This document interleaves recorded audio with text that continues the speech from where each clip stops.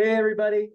I'm Chris Worsbowski. I am the grant writer at the Pottstown Area Health and Wellness Foundation, and it's my pleasure to welcome you to our Spring 2024 information session. We're going to cover a lot of fun and engaging topics today, and it's my job to welcome you into this space. As y'all should probably know, if you sign up for this information session, we are representing the Pottstown Area Health and Wellness Foundation, and we're excited that you're joining us. We have a pretty robust program that's going to take a bit of time, so we're going to really get going quickly. But I wanted to just review our agenda. We have our hello and housekeeping, which we are embarking on right now.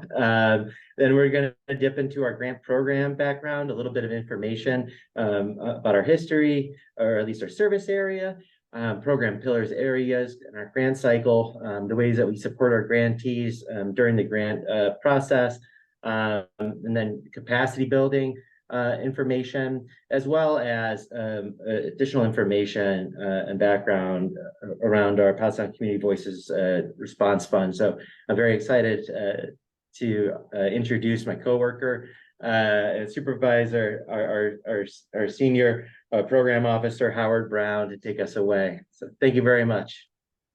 All right, thanks, Chris. And good afternoon, everyone. It's a pleasure to be here with you today. I get the honor to work alongside an amazing team, many of which you will hear from today to help. Our work is really to help steward grants and other resources to the community. We also provide support for collaborative initiatives, share and research data, and convene around special projects, all to advance the mission and purpose of the Pottstown Area Health and Wellness Foundation.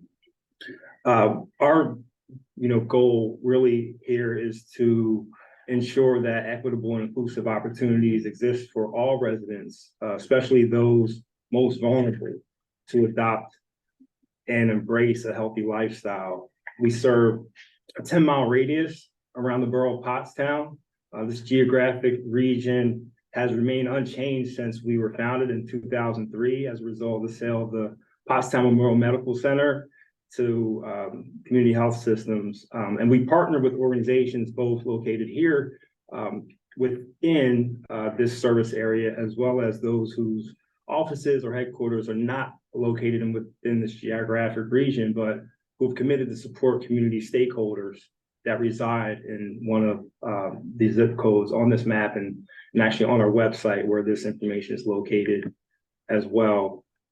So our results grant making framework is really going to be the focus of today's session, and just some brief history about that framework. In the fall of 2020, we embarked on a next part of our journey to help us achieve our mission and purpose, and we developed this results framework to support measurement for the impact of our grant making and on the long-term sustainable change in our community. In developing the framework, we aim to get clear about what we seek to fund, while also ensuring that we continue to incorporate the voice of our partners and our community members. And here in the middle of the page, you'll see that there's a guide and actually a link to a guide where you'll have the opportunity to just really learn more about this framework and more about the information that we share today. While we may update what's called our results and the types of projects we prioritize, the program areas and the what we call our pillars will remain the same, and we'll talk a little bit more about that as well shortly. Really briefly about eligibility for an award. You'll find this information on our website as well, here on this link that you see on the screen, and we'll share this slide deck out with everyone after the presentation. Some special notes here, especially that will be on that webpage. Capital grants, some more information about them exists on that page. Just shares a little bit more about match requirements and how you'll be, asked to communicate that match. Faith-based organizations, we really recommend partnerships to any projects that is proposed. And also we recommend only supporting one application per organization. And that's guidance that we're actually formalizing and policy for future cycles. So about something what we call award types. So again, we've recently, updated this framework. Previously, we had 6 grant making tactics, and when we launched the results framework, we continue to have 6 tactics that are now called program areas, and they're separated into 2 groups. But those what we call award types are really going to be what guides your application to the foundation. So you'll hear a lot about the programmatic award type as we just talk about our program areas. These are the types of awards that really, support residents through direct service in our service area. Capacity building awards, these really aim to increase the organization's ability to achieve some measured results in their programming.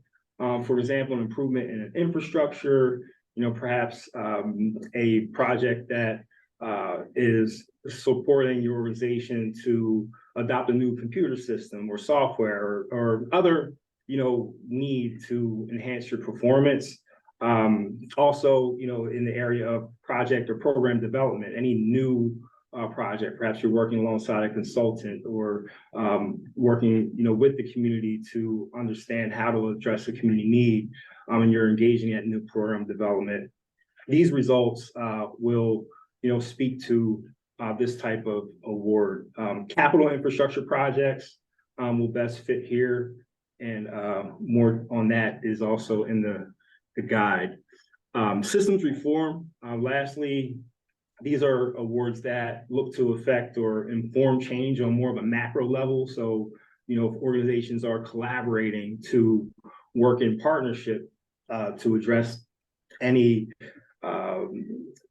silos or inefficiencies across, various systems, or, maybe really looking to change some practices that have been deemed maybe inequitable by your collaboration, that would fit in the systems reform area.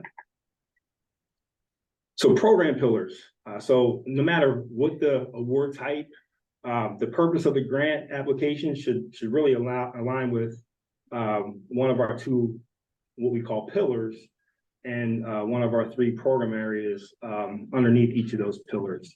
So my colleague, Dr. Kalistra, and I will speak more about program areas shortly. In our last fiscal year, we awarded 67 grants in upwards of $2.5 million through 2 grant rounds. Over $650,000 was supported in the area of health equity, and an anticipated 14,637 through those investments will seek to have immediate social, financial, or physical needs addressed. So that's how some of the awards really align with our results of our framework. Developing youth potential, we saw that 420,000 went to support about 28,000 students and teachers across 7 public schools and many private schools in our service area. And as you can see, last fiscal year, the majority of our awards went to the programmatic area. The document that you'll see when you look to seek to enter an application will lead you through what's called an eligibility quiz. You'll maybe hear a little bit more about that as well.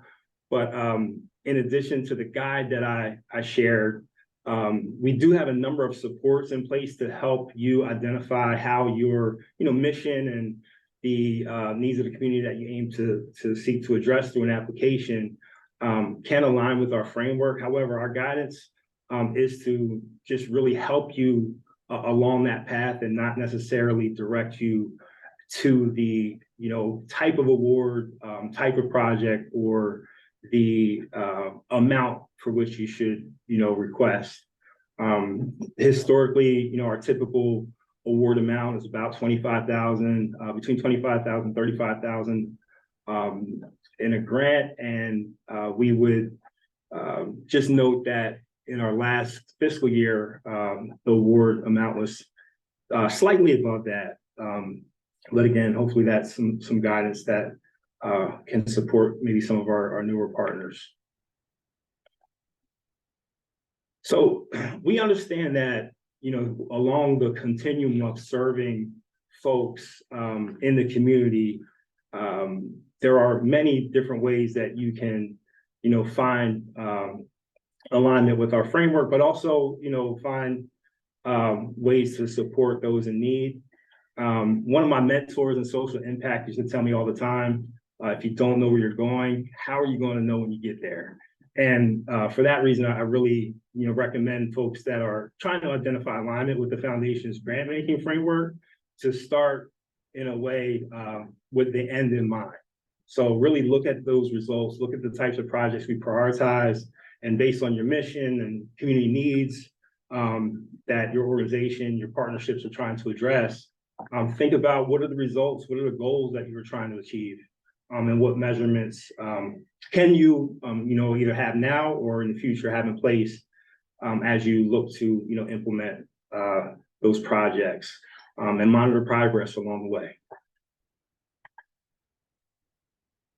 So I'm just going to start really at a high level to talk to some of the priorities in the Developing Youth Potential grant making pillar.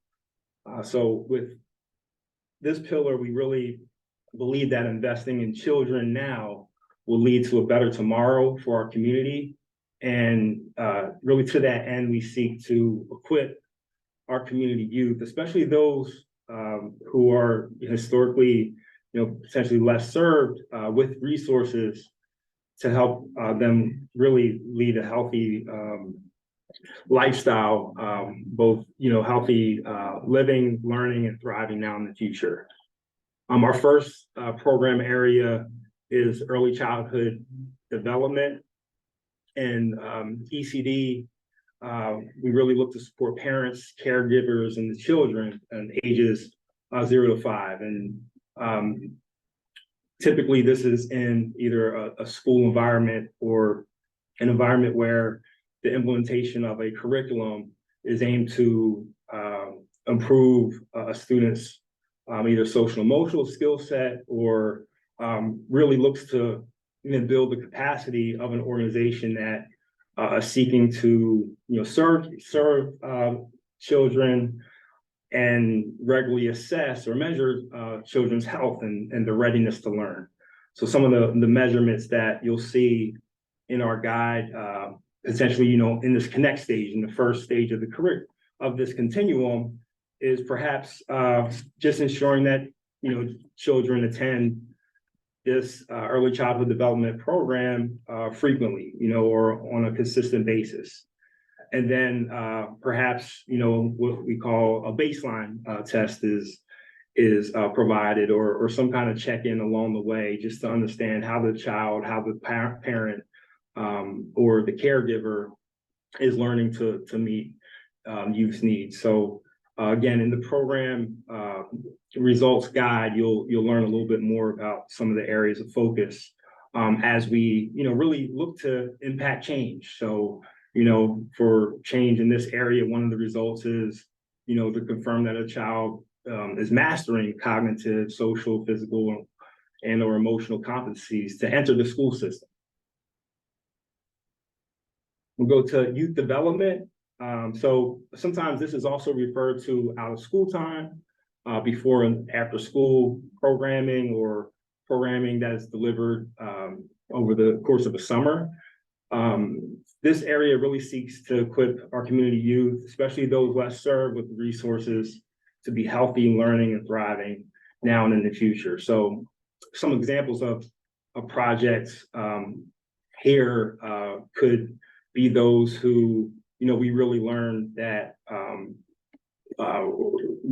needs were exacerbated, due to COVID. So we did learn that, youth sports was really impacted, and perhaps a request here would aim to remove barriers to access to those who are really looking to have regular access to group activity through a youth sports experience. And we know that not only increases physical health, but also we aim to focus on improving social skills throughout program delivery in this area.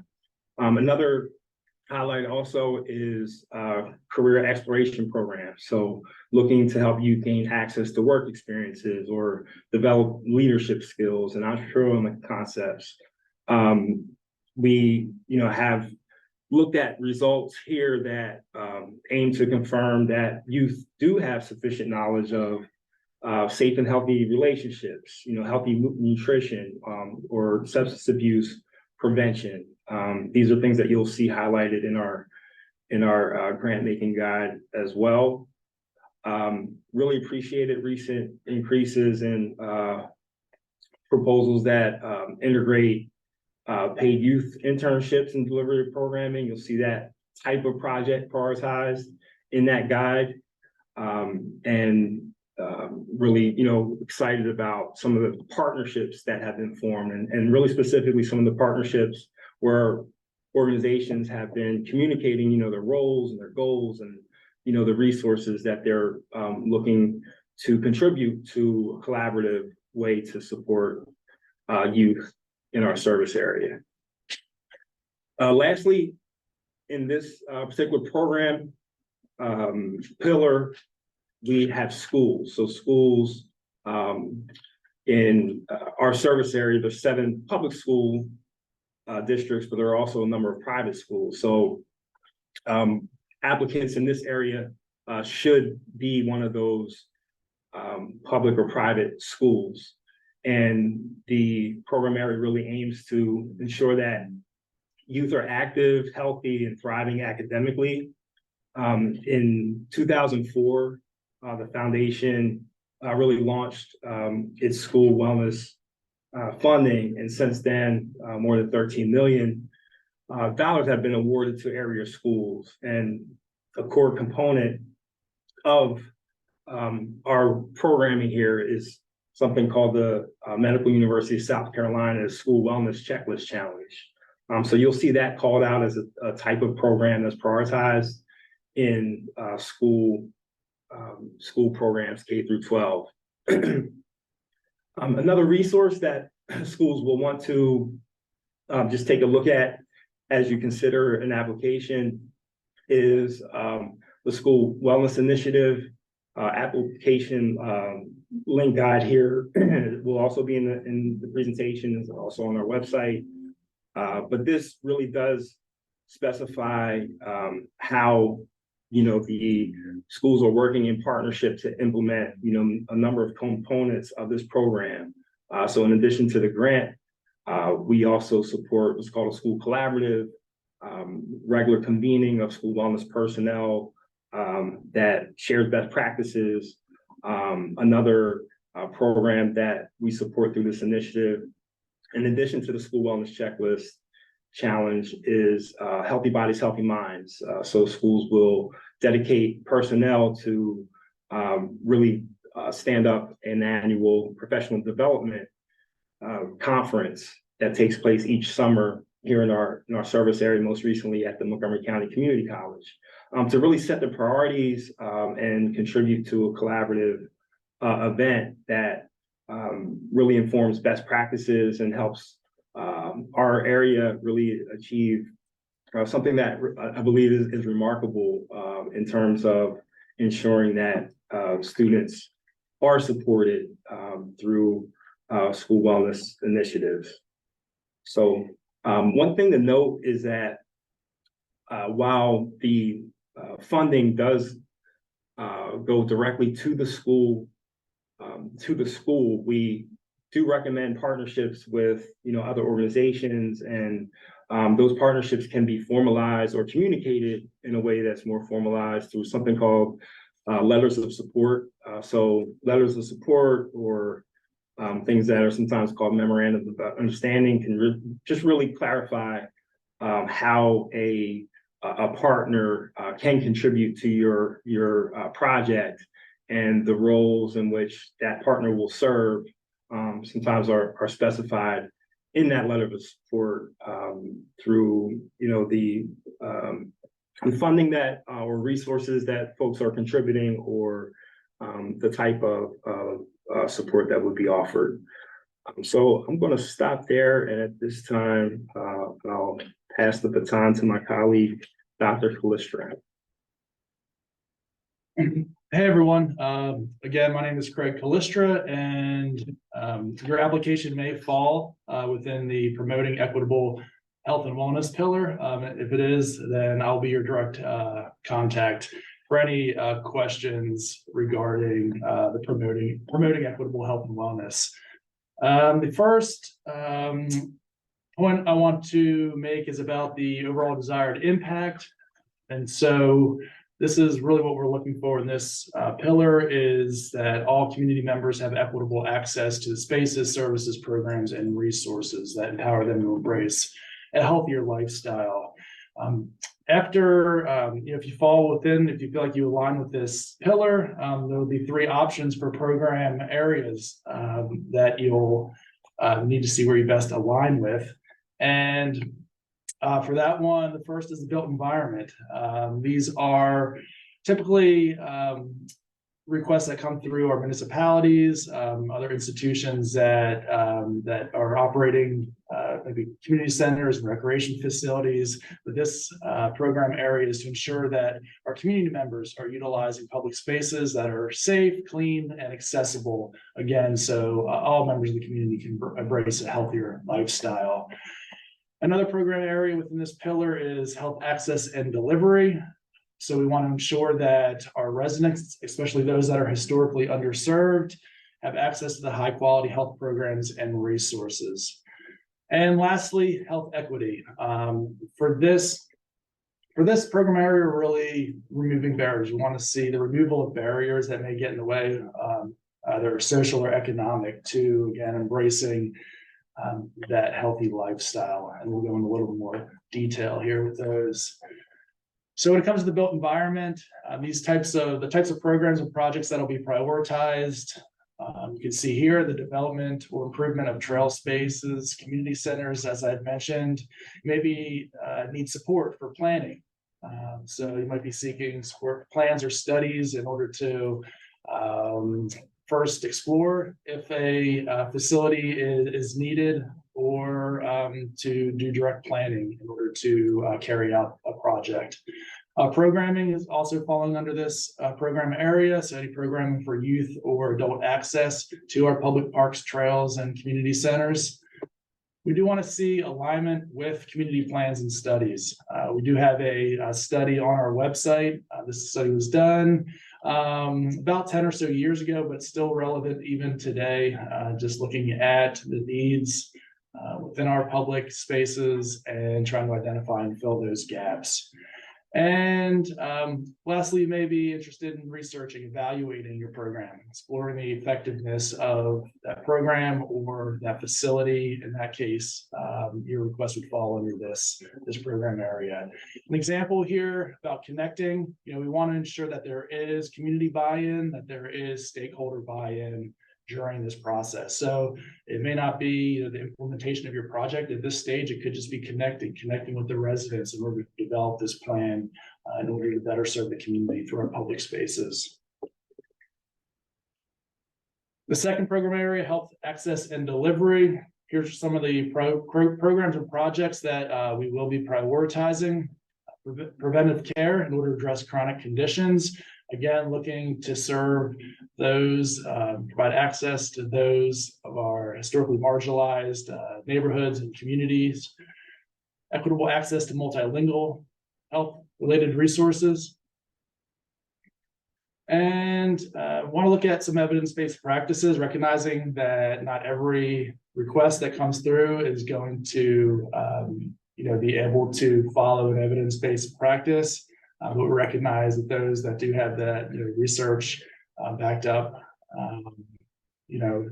has shown success in the past. And so that is something that we do look for with some requests. And lastly, looking for coordinated and integrated approaches to delivering healthcare services. An example for improvement would be perhaps you're able to confirm your clients, those you serve, have medical insurance or primary care newly secured.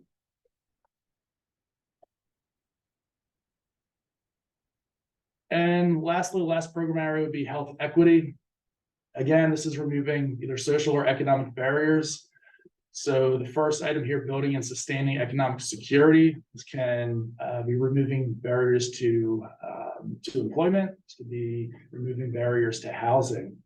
Second piece, the food system. We want to ensure that our residents are food secure. And so this is not only including the immediate access to reducing that barrier, but also looking at the food system as a whole. How do we become more resilient and more sustainable in this ever-changing economy and environment? And lastly, civic engagement, an important piece. We want to be sure that our projects actively engage residents with their local government, connect with their neighbors, so they're feeling a sense of community, part of the community, and play a role in the decision making that ultimately affects their lives the most. So I want to elevate voice and priorities of residents and advocates in this program area. One example of a change relating to food insecurity would be confirming regular consumption of fruit and vegetables at CDC recommended levels. So we started with connecting residents to information, to resources, connecting them to your project, to decision making, and ultimately, in this case, with the example of food insecurity, we want to recognize that change in behavior.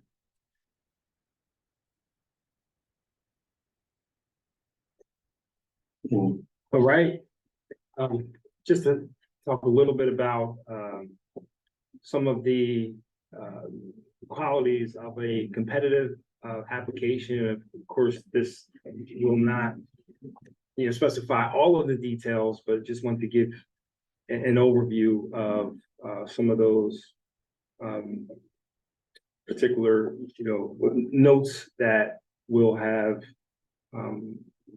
allow you to support your application. So as Dr. Kalestra mentioned, utilizing research-based or evidence-based models or strategies to address the needs of individuals in the community we serve.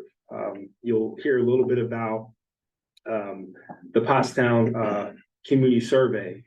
So, as you shared, not everyone will have a evidence-based model, but when you're able to align the project and some of the work that will be associated, or goals and outcomes that will be associated with addressing needs that are highlighted in something like a Pottstown community survey.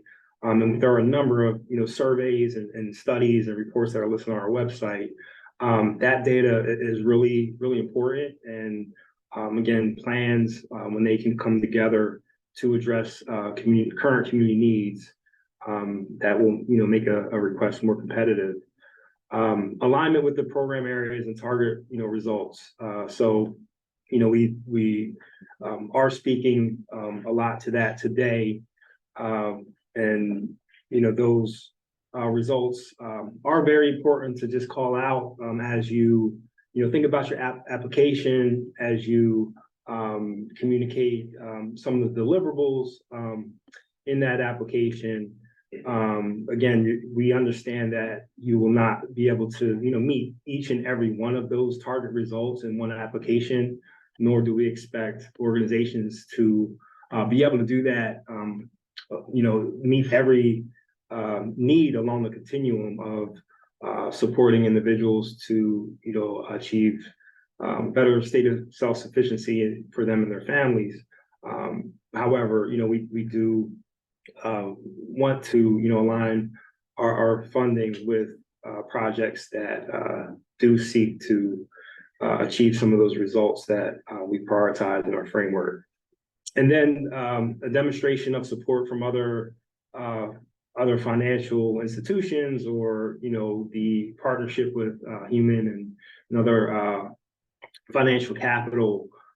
So we really would like to ensure that the projects that we support are sustainable beyond the support of the foundation, and having other dollars to support your project.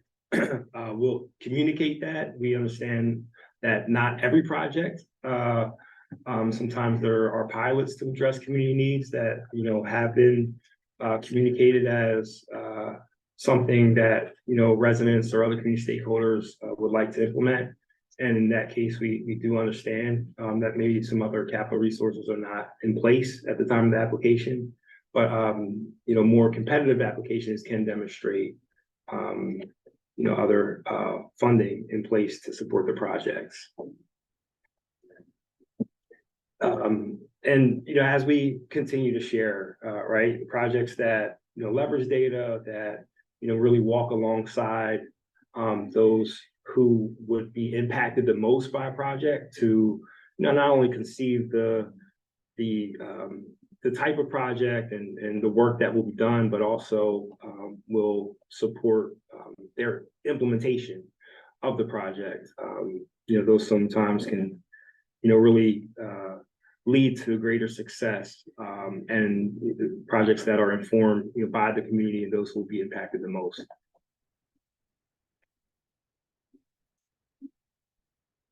This time I'll pass the baton to Grants Manager Jill Kaufman. Thanks, Howard. Good afternoon, everyone. I'm going to kind of get into some important dates and giving you a look at the application portal and kind of that more technical side. So you'll see here an overview of the spring grant cycle. Applications will be opening February 12th, so 1 week from today. Then technical assistance will be open for about a month, and Chris will speak more about what that is and how you can sign up. Applications will be closing March 18th at 5 p.m. You will be able to log in and still see your application, but the system won't allow you to submit after 5 o'clock. So keep that date and time in mind.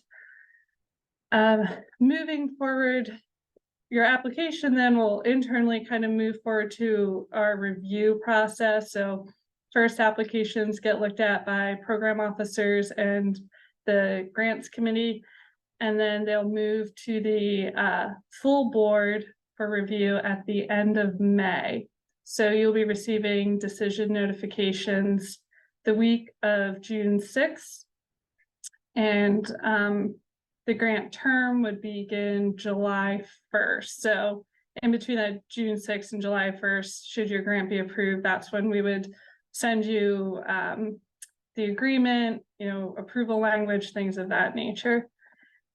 6 months into the grant, which would bring us to January, we'll be looking at the interim reports.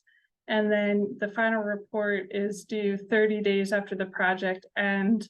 Most of the grants we fund are going to be on a 12-month timeline. That's the most common. So July 31st, 2025 is when we would be looking at final reports for the majority of folks.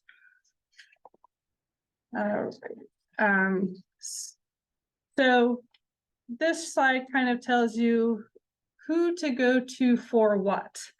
So you'll see I'm listed here for kind of that technical support. How do you register on the portal? You can't get into your account.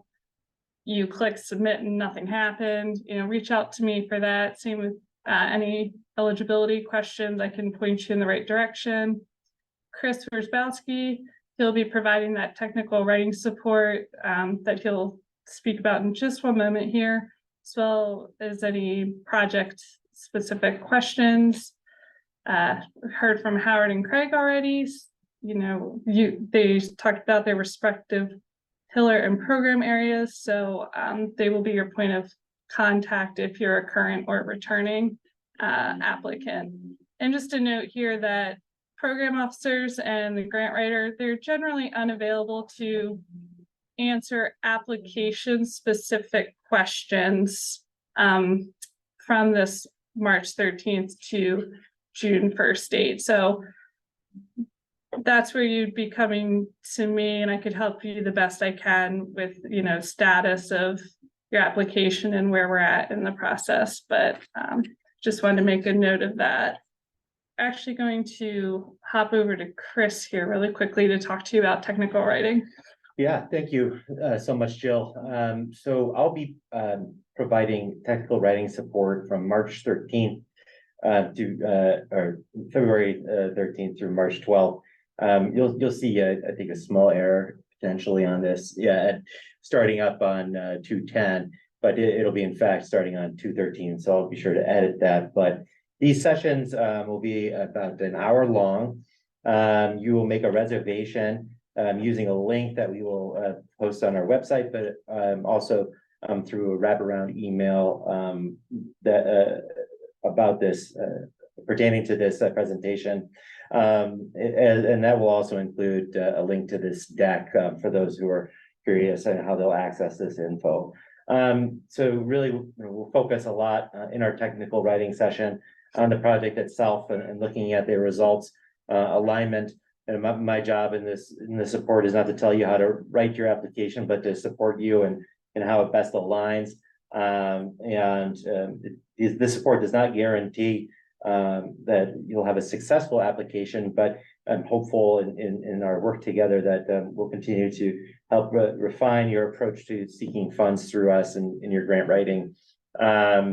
And please have a draft up at least 24 or 48 hours on the akoyaGO platform. You do not need to send me a separate document. I will go into your profile through admin privileges and be able to review, to be able to provide you with as much support and be as efficient with our time as possible. So thank you very much. All right, thanks, Chris. Chris just mentioned akoyaGO. That is the name of our grants management platform. We started using it in August of 2023, so it's still relatively new. All returning and new applicants must register. Even if you have applied to the foundation before through our old platform, you'll still need to go in and create a new account and register your organization and your users. So there's a link here in the slideshow, but also on our website. It's scattered throughout. If you go to our homepage, upper left-hand corner, apply for a grant, it'll take you right there to register on that portal. All right, so once the applications open up and you have created your account and logged in, this is what you'll see. Opportunities is where you will land.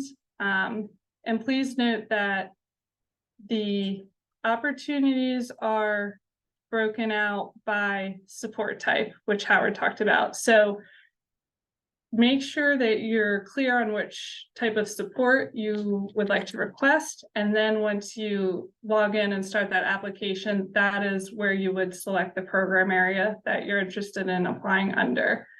And then depending on that type of program area, it'll branch you to the appropriate questions and results that we heard about earlier. So speaking of program areas and results framework, on our website, we really try to gather resources to help you select the most appropriate program area for your project. So here, again, we'll be sharing these links with you. It'll take you, the first one, this takes you right to a PDF of our whole results framework where you can read through and learn a bit more about those results that you heard about earlier. The second link, oh, I'm sorry, flip that. second link is the one that takes you right to the PDF where you can read through all about the results in great depth. That first link, that's going to take you to the overview page. You can look at the program areas, scroll through. At the bottom of that page, there's a resources section where there'll be some Excel documents, PDFs, things like that, just to help you, like I said, help you determine alignment, where you fit, what support type, things like that. Also just want to call out here, capital projects do require a 1-to-1 match. And we also won't fund more than 50% of a project. That's on the before you apply page of our website. But while we're talking about eligibility and things, I wanted to call that out for you. All right, so kind of hopping back into the portal, I shared that when you select your program area, you'll be branched to those specific questions. That's what it looks like. Just wanted to call it out, give you a visual so you can know what to expect. This might be a little different if you've applied in the past, because we've eliminated that LOI step where we used to then send you the specific program application. So again, this might be a little different for you, where we're actually asking you to select and you have your choice. So something to be aware of if you're a returning applicant. All right, I'm going to talk a little bit about the key progress indicators and reporting measures. You know, like Howard had mentioned, we don't expect every project to do everything. Just it's important to be consistent throughout your application. You know, here's an example of a direct services application specifically for health equity. The text is kind of small, but what it says here is, by the end of the grant period, number of community members served, you would enter in, 100, whatever the goal is for your project. And then below that, of those served, number that, has immediate needs addressed, say 70, things like that. So this is just an example. You will be expected to report upon these numbers during your interim and final reports. And, more doesn't necessarily mean better. So just please be realistic with these goals and with your work plan and with your budget.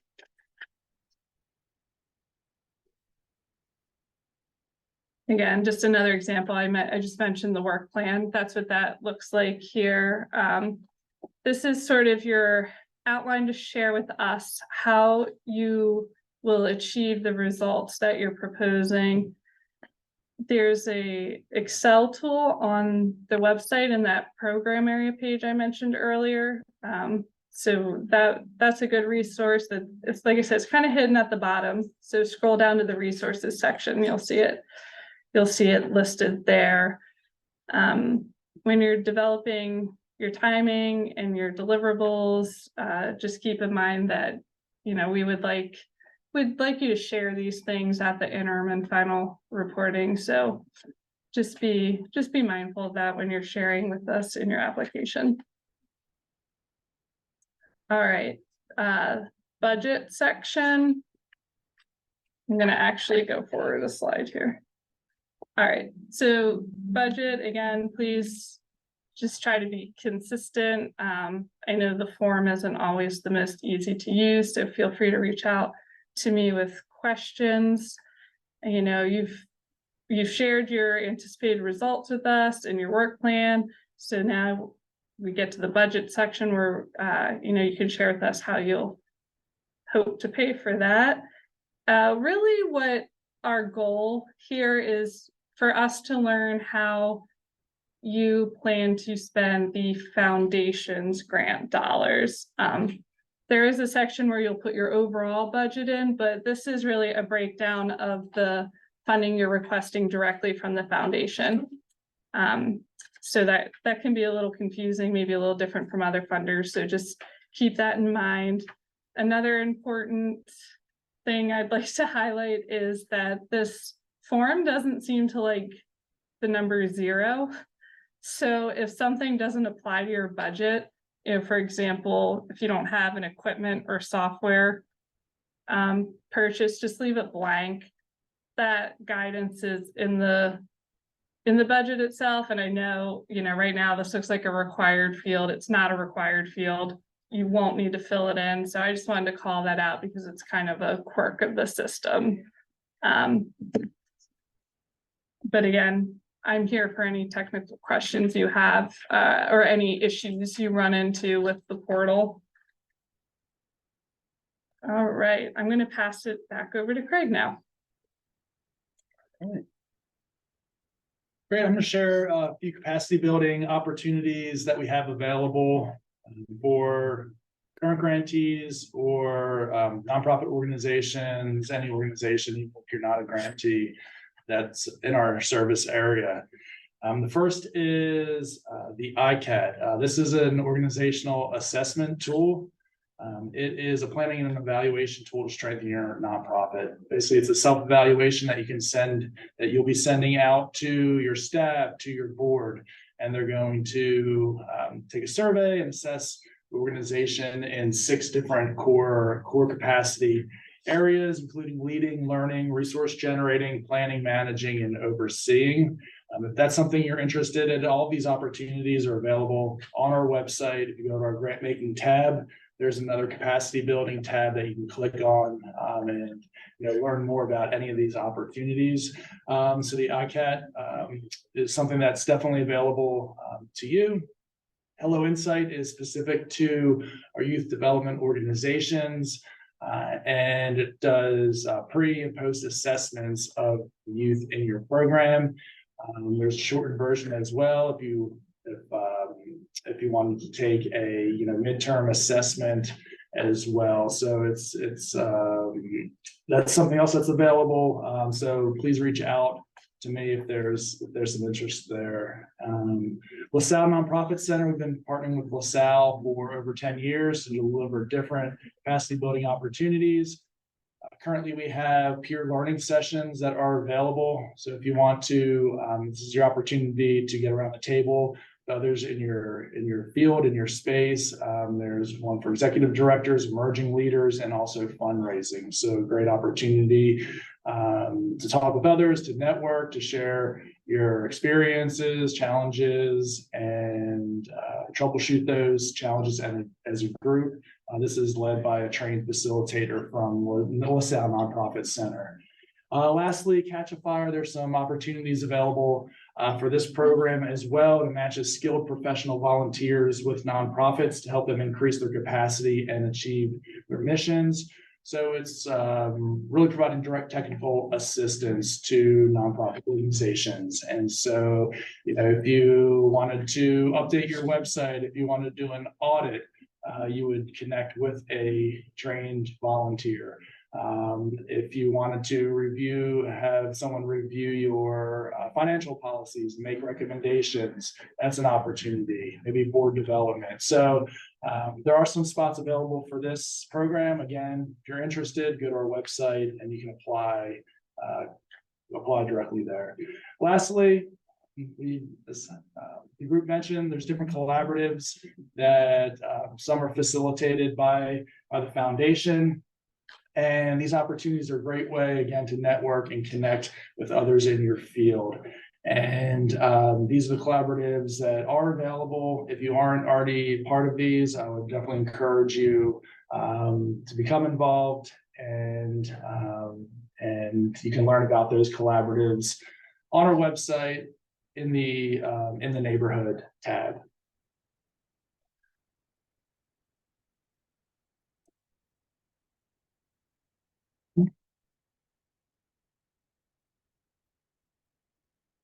All right, I'm going to share about this new opportunity that we have available. This is the Pottstown Community Voice Grant Fund.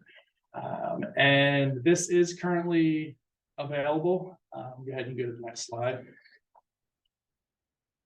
For organizations that are in our service area. So this fund was the result of a 2-month-long planning process with Pottstown residents to respond directly to the Pottstown Community Survey. Again, this survey can be found on our website. This is specific to Pottstown, to 6 census block groups in Pottstown with the highest rates of poverty. These census block groups had the highest populations of color in Pottstown, and we really wanted to intentionally listen and learn from those residents that are being most impacted by decision-making at our institutional level. And so we conducted a survey. Again, we have those results on our website, and this is a response to that survey. Pottstown Foundation has committed $100,000 to this grant fund. These grants are up to $15,000. The requests that address community needs that have been identified by the residents and highlighted in the community survey. Decisions on how those funds will be distributed will be determined by the advisory council. And again, this is a group of residents that live in the neighborhood that this fund will serve. So through this process, we're really trying to reach out, engage with residents, increase that civic engagement, and support a decision-making process that's being led by those most impacted. A little bit more detail here about the fund. Go to the next slide. A little bit, some of this is consistent with our regular grant round in terms of who qualifies. Sorry, I think you skipped one there, Craig. Areas of focus. And so these areas of focus were identified again by the residents in response to the Pottstown Community Survey. We're going to be funding requests that increase access to parks, recreation, and green spaces, that address mental health, improve neighborhood safety, address barriers to housing, and eliminate barriers to employment. Again, these are qualifications. The second section here with the bullet points, these were identified by the Pottstown residents, the advisory council, on items that are important and will make a strong application. That the organization's applicants, the projects are committed to a thriving, healthy, successful future for Pottstown, committed to collaborations and partnerships within the community, representative of the communities they serve, and lastly, informed by the community and invested, and these programs and projects are invested in community participation. A little bit about the timeline. So again, this opportunity is open. This is separate from our core grant making. This is a different application. This is a different process. This is going to be reviewed by a different committee, again, the residents. So you can apply for both opportunities. You'll still go to apply through akoyaGO. So you'll be accessing the portal in order to access this application as well. Again, open right now, February 1, closed Friday, March 1st. Again, the advisory council will review the applications. Once the applications are submitted, it does follow a similar timeline. So your grant period will begin July 1, which is consistent with our core grant making. Yeah, and these are just a combination of the two deadlines for everybody's sake, to have it reconciled into one document. So as we've said before throughout this presentation, this deck is going to be yours. This is a great slide for those who may be considering both of these opportunities. And without further ado, we've nailed our timing. Congratulations, everybody. I appreciate everybody's patience with questions on the line, but I will turn this over to Craig, who will MC this portion. If you do have questions, please feel free to type in the chat, and John, our tech wizard here, will type those questions in as they arrive. So thanks again for listening to everybody, and Craig. Sure. John, I'm going to check with you to see if there's any questions. Please, everyone, don't hesitate. This is your time to ask us questions, and we'll see how we can help you out. Yeah, we do have a couple questions already that have come through throughout the presentation. So I'll just start in the Q&A section. So anyone with any further questions, feel free to drop those in as we're talking. One question: will there be an LOI process for this round? If so, do existing grantees need to go through that process if the request is for support of the program currently funded? I can take that question. No, there's no LOI. Like I said, we used to have an LOI round, but we eliminated it fall of 2023. So it's now a single stage application process. You will log into the portal and go right into the full application. All right, great.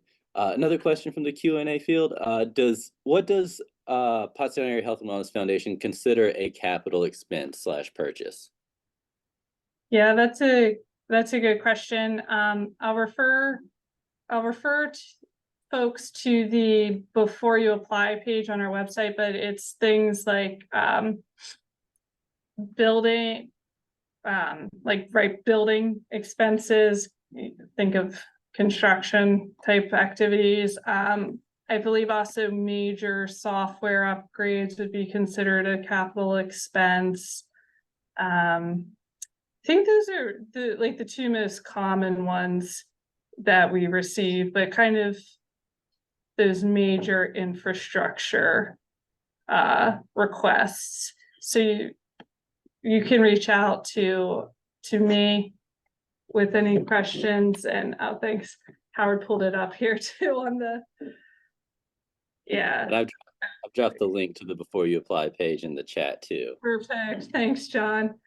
Yes, things of that nature. So I think I saw in the chat as we were going through this presentation, somebody was asking about single year versus multi-year applications. I wanted to throw that to our group here. Does anybody want to respond? Take that one. Yeah, our typical request, as Jill mentioned earlier, is a 12-month request and award.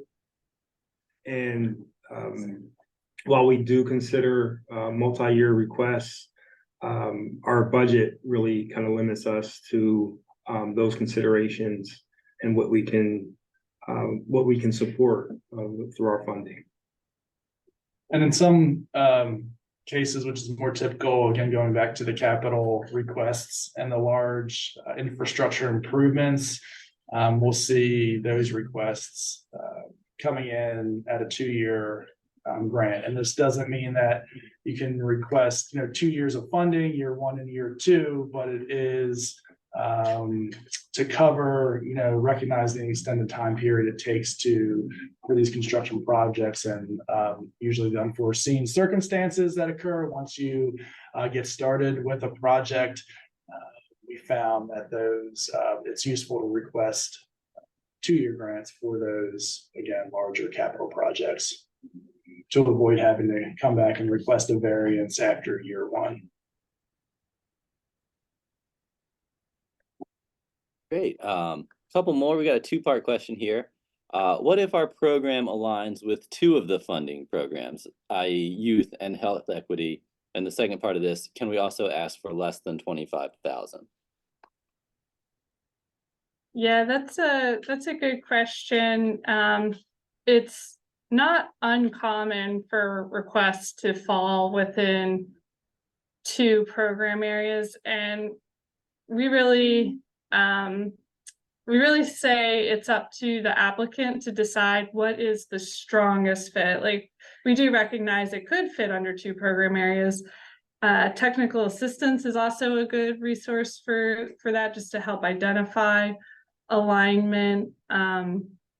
But I would encourage you to look through the desired results on the results framework guide and base your decision as to which program area to apply under, based on those results.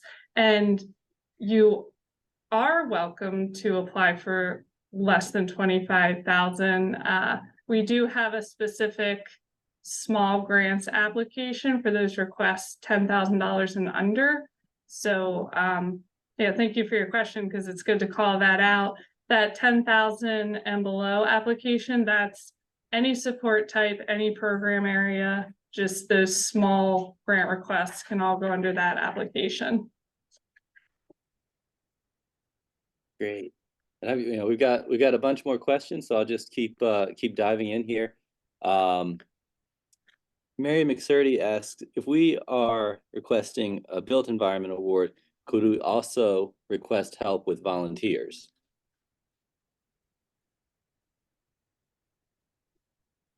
Yeah, I'm just thinking, what type of request that would be if you're looking to request funding to support maybe a volunteer program that I could see how that could, potentially be included in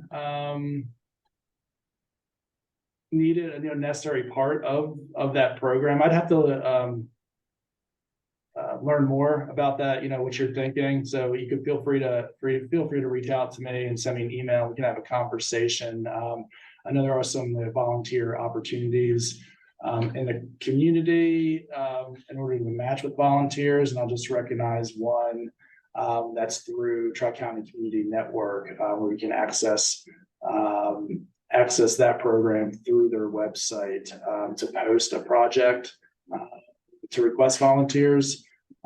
But I'd have to learn more about what would be part of that request before I could answer that. And just more in general, generally speaking, we, as Joe shared, like there's the potential for more alignment with multiple.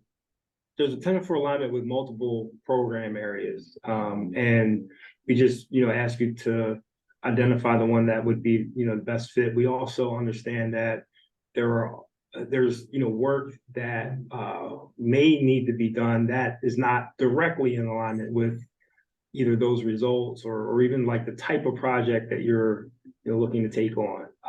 That in some cases the support of personnel or support for galvanizing volunteers to really engage with the community and provide feedback or direction as to what a project should entail, what it should address, those things.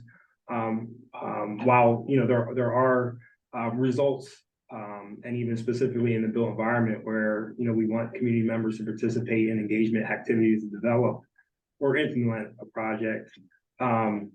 There are things or activities that may not be, listed on a budget line item, and that's okay. We're really trying to partner and align with the goals and objectives of, your organization, your projects, but also our objectives through those stated results.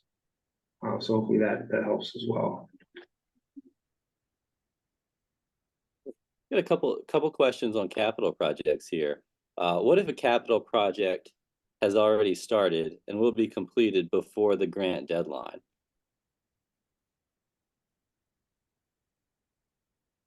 Well, we don't necessarily reimburse costs that have already been spent, but recognizing if you are you've started a project and are in need of additional resources and funds to complete the project, another grant opportunity to complete the project, then that's okay. Another one on capital projects is the cap funding range at 35,000. Do you consider higher amounts? Construction costs are at an all-time high. We do. I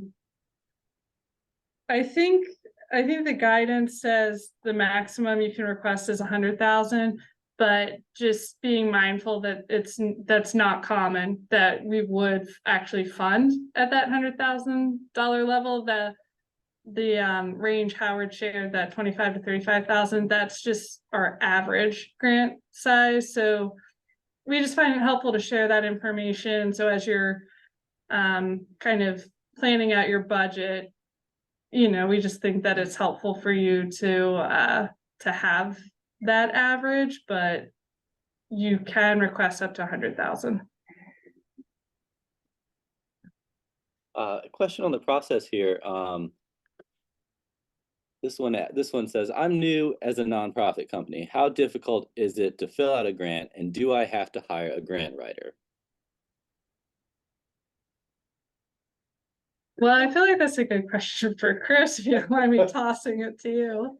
Sure, just, you know, it's tough to kind of speak in a general sense, but this application necessitated, it made us really think about our community engagement and education around and support for our grantees in the process, and recognize it is a complex process.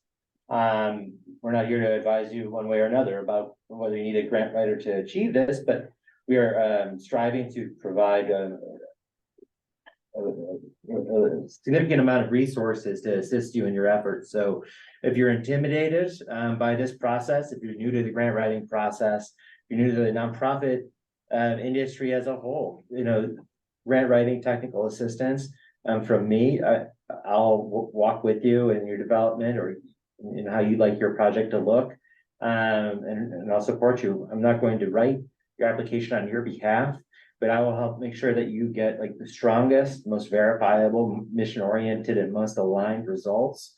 So that they're in the best position, your application's in the best position to be reviewed by our grant officers, our committee, and so that they have the knowledge they need to make a decision on the amount of funds awarded.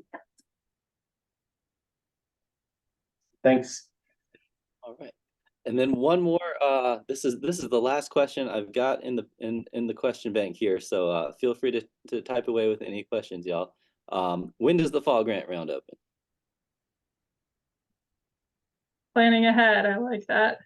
I don't think that we actually have the exact dates nailed down yet, but generally that fall grant round is the month of September so like early September to early October, and I just don't have the exact date to share yet, but keep an eye on the website, the grant making cycles page, and sign up for the foundation newsletter and follow on social media, because those are all places where we share information about grant cycles.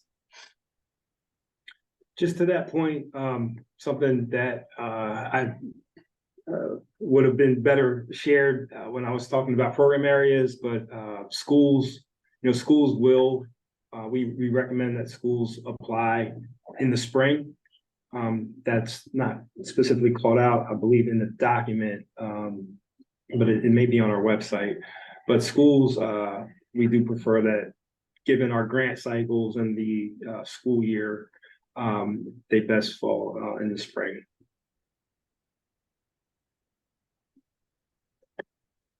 Any other questions, John? Just one last question. Does the small grant round have a deadline too? The small grants follow the same timeline as all the other grants. So it's still, you know, apply by March 18th, and then, you know, it would go through that internal review process, and the notification would be the week of June 6th. So it's the same timeline as the other grants. Good question. And Anything else, John? that's all we have for questions. All right.